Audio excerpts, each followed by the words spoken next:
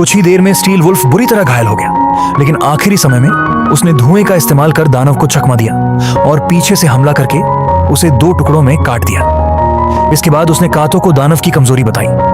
दानव पर सिर्फ अचानक किया गया हमला ही असर करता था, मगर स्टील वुल्फ अब और लड़ना नहीं चाहता था और वहां से चला गया।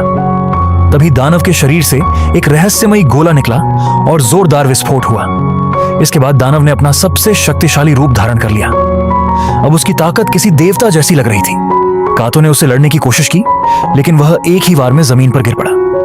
तब उसने एक योजना बनाई।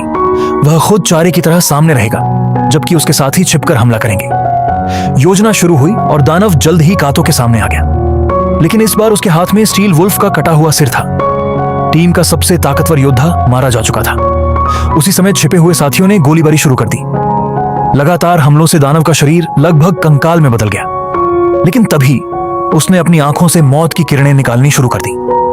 जहां भी वे किरणें जाती, वहां भयंकर विस्फोट हो जाता। कातो गंभीर रूप से घायल हो गया। उसे बचाने के लिए अंजू ने अपनी जान कुर्बान कर दी। फिर एक और साथी भी दानव से लड़ते हुए मारा गया। आखिरकार कातो को ग्रेविटी गन मिल गई। अपने मरे हुए दोस्तों को याद करते हुए उसने पूरी ताकत से ट्रिगर दबा दिया। पहले से घायल दानव तुरंत चकनाचूर हो गया, लेकिन कातो का गुस्सा अब भी शांत नहीं हुआ था। वह लगातार फायर करता रहा जब तक कि पूरा इलाका मलबे में नहीं बदल गया। इस बार दानव के वापस लौटने की कोई संभावना नहीं बची। मिशन पूरा होने के बाद सभी लोग फिर से मौत के खेल वाली दुनिया में पहुंच गए।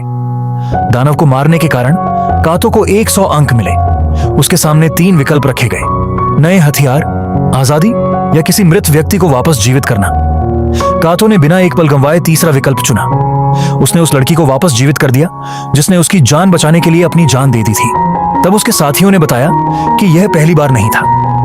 कातो पहले भी इस मौत के खेल में हिस्सा ले चुका था, लेकिन उसने अपनी यादें मिटाकर सामान्य जिंदगी चुन ली थी। और अब जब किस्मत ने उसे फिर उसी मोड़ पर लाकर खड़ा किया, उसने एक बार फिर वही फैसला लिया।